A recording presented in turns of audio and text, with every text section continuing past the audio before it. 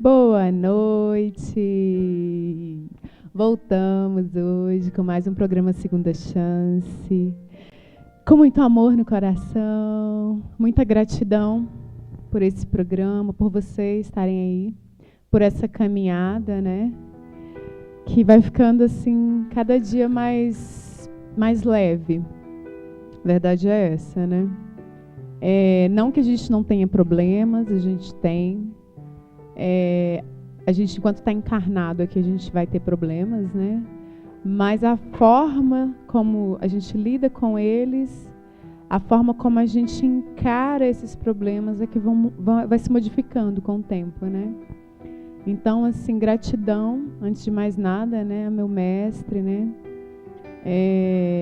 E a vida, que é sábia e nos trouxe até aqui hoje, né? Então, boa noite para vocês, viu? Bom, hoje eu tô com um tema assim que mexeu um pouquinho hoje comigo, sabe? Que eu queria tratar com vocês.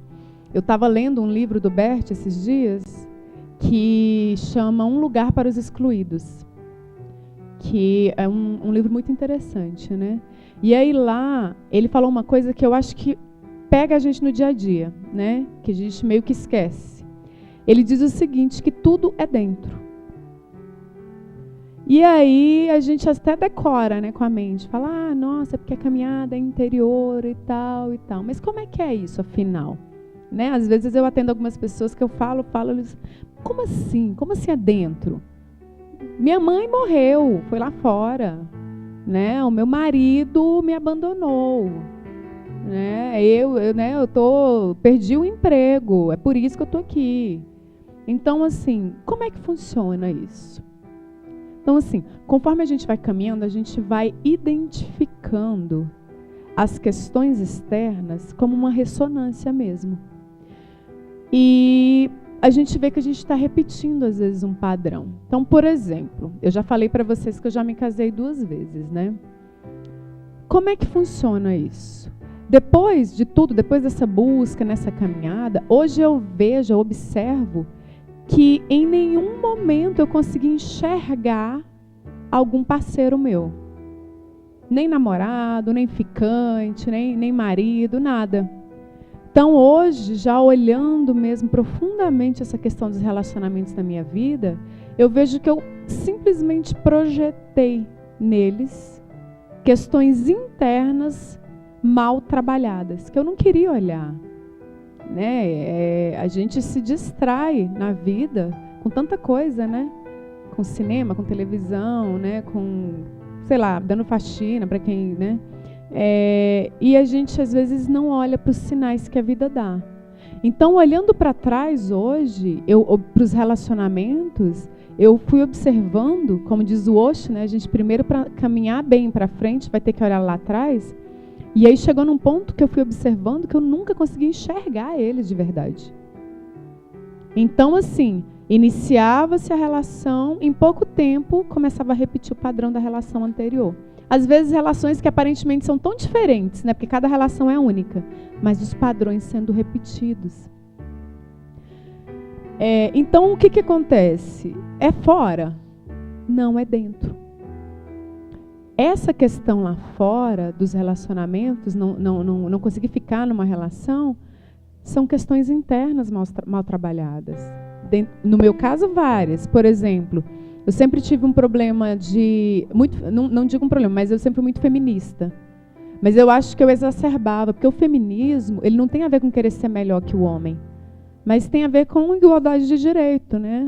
Não ser pior, né?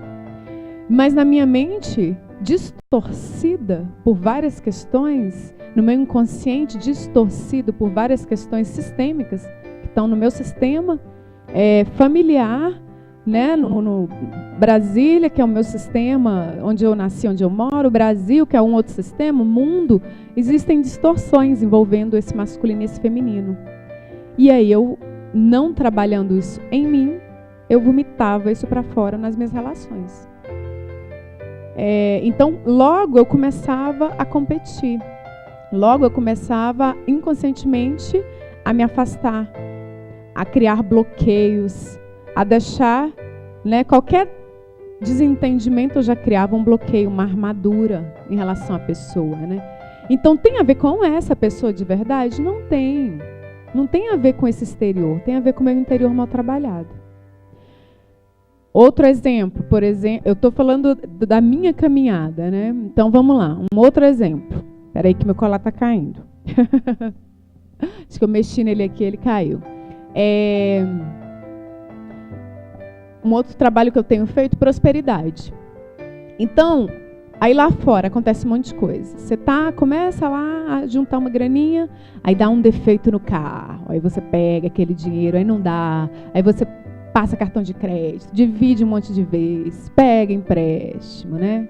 Aí quando começa falando, agora tá melhorando, né? Tô até juntando um pouquinho de dinheiro, aí de repente, sei lá, vem um monte de exame, e aí de repente o plano de saúde vem e diz que não cobre.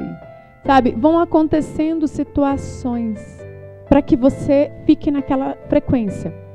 Então, uma vez eu vi um vídeo falando que tem gente que está na frequência dos R$1.000.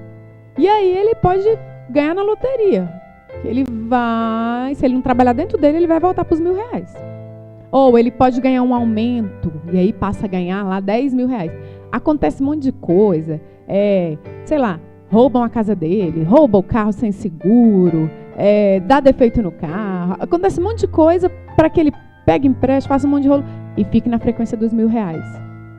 Né? Então, fora. Se a gente ficar nessa ilusão, a gente vai ficar a vida inteira sendo a vítima da vida, sabe? Porque eu faço tudo certinho. Eu luto tanto. Como eu luto, eu estudo, eu trabalho. A vida é uma luta, é uma guerra, né? Desse jeito, assim. Mas nada dá certo para mim. Aquele drama, né? Que a gente adora, né? E a gente, assim, a gente atrai aquelas pessoas ao nosso redor que vai dizer, ô, amiga, tadinha, né? E aí a gente gosta mais ainda, né? A questão enquanto a gente ficar nessa ilusão do externo, a coisa não muda. Enquanto eu não trabalhar dentro de mim os bloqueios que me afastam de verdade da abundância e da prosperidade, eu vou continuar vibrando naquela frequência de R$1.000. Né? Por isso que quando a gente fala busca interior, autoconhecimento, caminho interior, é a solução mesmo. Então, dentro da constelação, eu vejo muitas vezes situações até extremas. Você vê, às vezes, ali uma pessoa que está com câncer. Aí você fala, não, mas aí não. Aí não tem como. Está com câncer, mas é porque veio de família. O pai morreu de câncer, a mãe morreu de... Então, não, é porque ele fumou a vida inteira. Ilusões da mente de novo. Fica parecendo que a gente não tem opções. E tem. Dentro daquilo ali, a gente tem como parar de repetir esse padrão. Mas aí a caminhada é interior, não é fora. Aí um câncer, por exemplo, uma vez eu vi uma constelação que o Bert Hellinger abriu, e aí o que acontece? A menina sentou lá, estava com câncer na época, e aí ele acessou o campo morfogenético, que é um campo informacional que todos nós temos aqui no nosso DNA, e aí dentro desse campo eu tenho dentro do meu DNA todas as minhas gerações anteriores, DNA do papai, da mamãe, vovó, bisavó, vem tudo aqui no meu DNA, e aí tem como acessar esse campo informacional. Então ele acessou esse campo. Quando ele acessou esse campo, ele olhou para a menina e falou assim, qual que é a questão que você quer trabalhar? Ela falou, eu tô com câncer e tal. Aí ele falou assim, quem que é a criança? Aí eu lembro, faz tempo que eu vi esse vídeo, mas se não me engano ela falou assim, não tem criança, eu nunca tive filho, e tal, não, tem uma criança. Então ele sentiu no campo que havia uma criança. E aí ela começou a chorar. E aí, assim, se eu não me engano, parece que quando ela era adolescente, houve um aborto. Talvez não precisa ser provocado ou não, gente. Não interessa. A questão é acolher essa criança como parte, porque ela faz parte. Ela faz parte do meu sistema. Ela pode não estar viva, mas ela faz parte. Porque a vida faz parte, a morte também. E aí, eu lembro que o Bert olhou para ela e falou assim, É mais fácil caminhar para a morte do que acolher e olhar para a culpa, né? E muitas vezes a gente faz isso. A gente fica olhando para o externo. Ah, não, mas é porque mamãe, é porque papai. Não, é dentro. É se trabalhar. É me olhar. O que tem ali em mim para ser olhado? Tem uma culpa para ser acolhida? Então vamos olhar para essa culpa. É doído? É, gente. É doído. Mas a peia que a gente leva da vida quando a gente não se trabalha e fica olhando só para fora, eu acho que é maior ainda. Antes acolher isso, que vai ser doloroso, mas que faz parte, do que atrair um câncer. É claro que as coisas assim, a gente se coloca num caminho de busca. Agora, até onde a gente vai poder olhar e acolher, aí já não é com a gente. Aí já tem uma força maior guiando. Agora você joga para o universo, tô aqui, tô pronta, quero olhar. Eu quero olhar. E aí, bora. E aí se coloca num caminho de busca. Como que vai ser suas técnicas de busca? E é com você. O programa Segunda Chance, o foco dele é exatamente abrir um leque. Ah, não, eu tô aqui, eu quero meu caminho de busca. Tô caminhando aqui na constelação. Não tá fluindo? Tem outro caminho. Ah, não está fluindo também. Tem outro caminho. Ou observa se não está fluindo, porque você ali dentro não está conseguindo se conectar mesmo, não está conseguindo olhar de verdade. Ou é aquele caminho que não é o seu caminho hoje. Tudo tem um prazo de validade. Então observa, olha. Dentro dessa questão que o Bert diz, que tudo é dentro, a gente tem que ter assim, consciência da nossa impotência também e humildade para aquilo que a vida vai trazer para a gente. Então, assim, se existe a possibilidade de acolher algo no meu sistema, se eu posso fazer isso, algo que já se repete, né, na minha família, por exemplo, uma culpa, então bora. Agora, pode ser que isso seja grande demais e que você não tenha condições de olhar. Ok também. Então é humildade para aceitar a vida tal qual ela se apresenta. A vida tal qual ela é. Né? Esse é o caminho básico da constelação. Aceitar a vida tal qual ela é. Então nem ilusões para cima, né? Delírios de grandeza, e nem ilusões para baixo. Né? Esses dias eu estava ouvindo um áudio e falava assim, sobre a arrogância, né? Que é essa coisa de não aceitar a vida. Ah, mas eu não aceito que fulano é assim. E pouco importa se você aceita ou não. Você vai ficar ali sofrendo, você vai criar um monte de doença. Vai ficar ansiosa, né? Vai dar problema no estômago, vai dar um monte de coisa. Mas pouco importa se você aceita ou não. Isso é arrogância. Você não aceita a vida como ela é, ok. Pouco importa, a vida ela não vai se movimentar porque você está dando birra. Agora, um outro lado seria essa questão da modéstia. Mas não essa modéstia que é lá embaixo. Ah, não. Nossa, porque você é uma profissional muito boa, me ajudou muito. O que é isso? Não, eu? Não. Imagina. Isso não é modéstia, gente. Se a pessoa está te agradecendo por um trabalho que você fez, está dizendo, olha, hoje você está bonita. A sociedade ensina muitas vezes pra gente que não pode acolher o elogio. Imagina. Eu? Imagina o cabelo como é que tá. Não, feia. Nem me arrumei.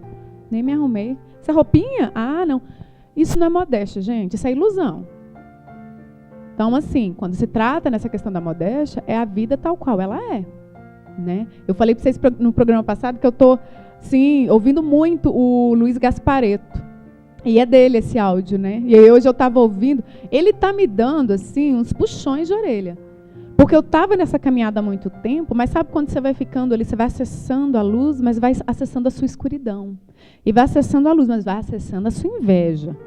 Mas você vai acessando também o seu poder, mas vai acessando a sua raiva. E aí tinha momentos que eu estava melindrosa, sabe? E acaba que você vai entrando numa frequência de exclusão, porque você começa a se modificar e muitas pessoas que caminhavam com você ali, você já não consegue estar na mesma frequência e você sente, né, aquilo, puxa vida, a gente está diferente. Não é melhor nem pior, são lugares diferentes, né? E aí eu melindrosa e tal. Então, assim, começar a ouvir o Luiz Gasparetto, há umas 2 semanas eu comecei, está sendo libertador para mim. Porque eu já estou nesse caminho há muito tempo, mas eu ainda me pegava muito melindrosa nessa coisa. Então ele diz isso, né? Ele fala assim, vambora, minha filha. Bora, acorda. Bora caminhar. Você quer mesmo autoestima? Quero. Não, quero autoestima, eu quero me olhar, me perceber. Porque se eu me olhar, eu me amar, aí esse amor vai transbordar de mim e chegar no outro. E eu vou amar o outro de uma maneira completa. Não porque eu precise dele para viver, porque ele é a minha metade, não. E sim porque eu sou tão plena de amor que esse amor transborda. Ah, você quer? Quer mesmo, né? Então bora, beleza. Mas você vai peitar o negócio? Porque aí você pode atrair diversas situações. Vai ter gente que não vai gostar.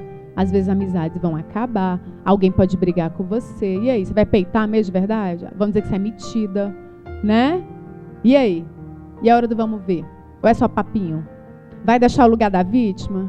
Ai, coitada de mim. Que a vítima, ela sempre tem gente ao redor, né? A vítima, ela respira e todo mundo vai lá, oh, tadinha, ela tem depressão. Tadinha, tem depressão. Ou então, tem síndrome do pânico. Não. Ou então, não, mexe não, ela tem fibromialgia. Ou então, não, ela está meio abalada. Com que não? A mãe dela morreu há 15 anos. Até hoje ela não recuperou. Então, assim, o papel da vítima é uma delícia, né? Gostosinho demais. Você quer mesmo sair desse lugar? Então, eu cheguei num ponto, assim, que eu estava ainda acessando essa coisa de tadinha de mim, né? E aí, ele está me ajudando muito. Para botar, bora, minha filha. Bora. Bora deixar esse trem para lá. Já foi, né? Vamos deixar esse negócio para lá. Mas, para isso, a gente tem que trilhar o caminho de dentro mesmo. O caminho que vem de dentro, né? Então, eu gostei muito. Hoje, eu lendo esse pedaço do livro do Bert, é uma coisa assim que eu já vivencio isso na minha caminhada. Então, assim, esses tempos atrás, eu dei carona para uma menina que, assim, você olhava e falava, caramba, qualquer hora ela podia dar um piti. Então, ia num lugar, ela fazia um barraco e xingava a pessoa do lugar. Aí chegava em outro lugar, ela já saía de lá xingando todo mundo e nunca mais podia voltar, era expulsa do lugar. Aí passava em outro lugar, né, e tal. Aí eu fui, né, nesses períodos de carona e tal. Aí primeiro, meu ego falando, nossa, Senhor, que coisa. Olha lá meu ego, né? Que pessoa desequilibrada, né? Eu acho que essa questão aqui entre a gente, essas caronas que estão acontecendo, com certeza deve ser para eu poder ajudá-la em alguma coisa. Olha o tamanho do ego, né? Aí um dia eu cheguei dentro da minha caminhada, né? E fui fazer um trabalho dentro da minha religião. E lá, recebi ali a orientação dos meus guias, meus anjos, né? Falou assim, quer dizer então que fulana é muito desequilibrada, né? E aí meu ego, verdade, muito desequilibrada. Impressionante, né? Aí eles falou assim, e qual é a parte dela que mora em você? Eu, não. Ih, não, eu? Super equilibrada. Falou, não tem como. Porque a gente atrai espelhos. É impossível eu atrair essa pessoa para o meu lado se a gente não tiver algo parecido, porque a gente atrai por ressonância. Não tem como. E aí eu fui enxergando em mim aquele desequilíbrio morando em mim. E aí eu fui olhando, e fui enxergando. Veio para mim como se fosse uma retrospectiva de alguns aspectos da minha vida, né? Aí é um trabalhão. Aí quando você para de olhar para fora. A fulana, isso. Não, é dentro.